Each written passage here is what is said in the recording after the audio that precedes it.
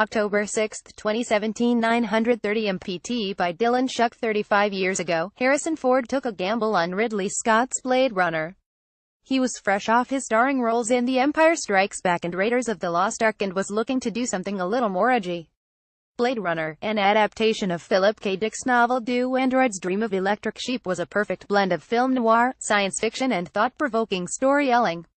Inspired by the Humphrey Bogart-style private investigator films of the 40s and 50s, Blade Runner tells a gritty detective story set in a dystopian future that raises questions about what it means to be human. This weekend, audiences can return to that world with director Denis Villeneuve's Blade Runner 2049, the sequel starring Ford and Ryan Gosling.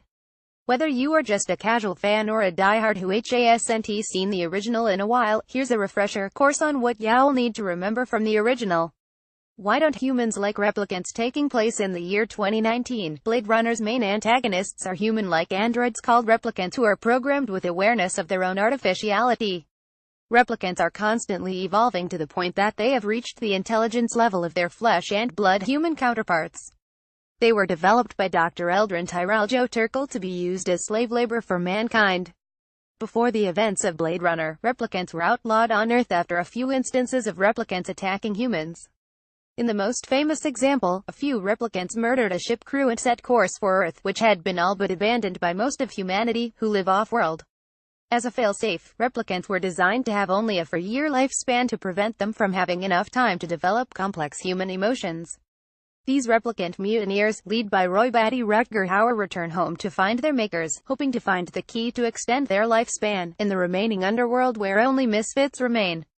What is a Blade Runner? Blade Runners are bounty hunters tasked with systematically hunting down and killing remaining replicants.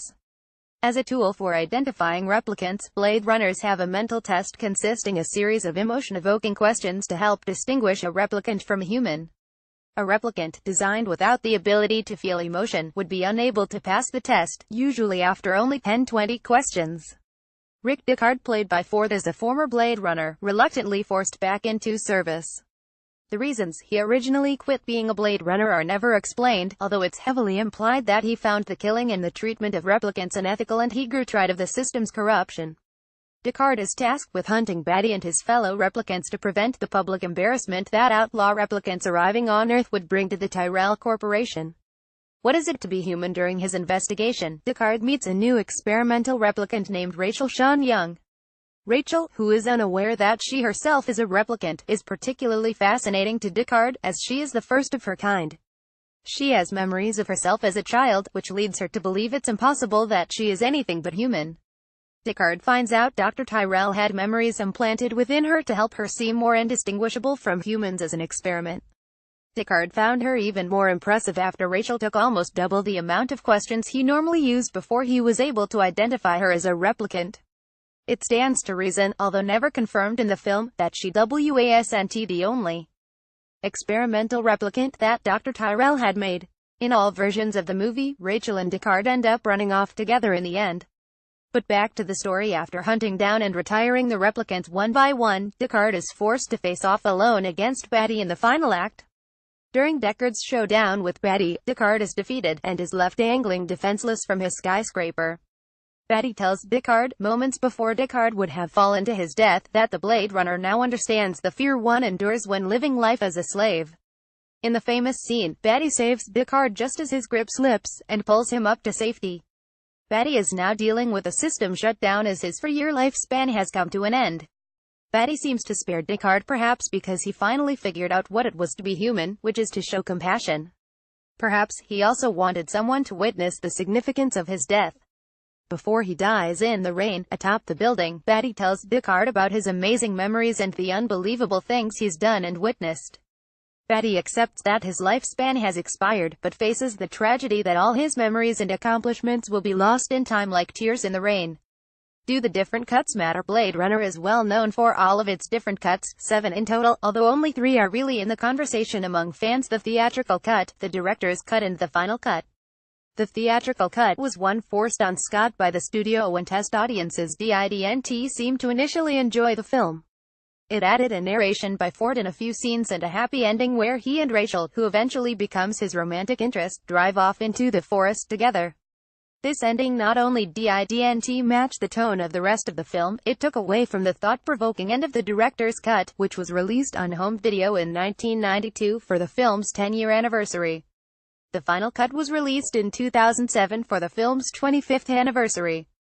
Most of the changes were aesthetic, as they changed the gradient of many scenes that were too bright or had too little contrast. A few notable moments of gore were amped up in it as well.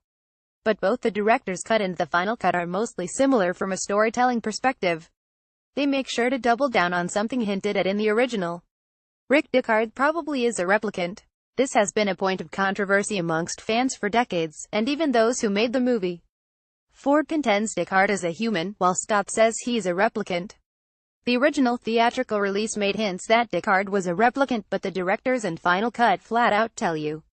Remembering that Rachel had implanted memories, a scene is added where Deckard is dreaming of a unicorn galloping in the woods. Deckard is never seen telling anyone about the unicorn.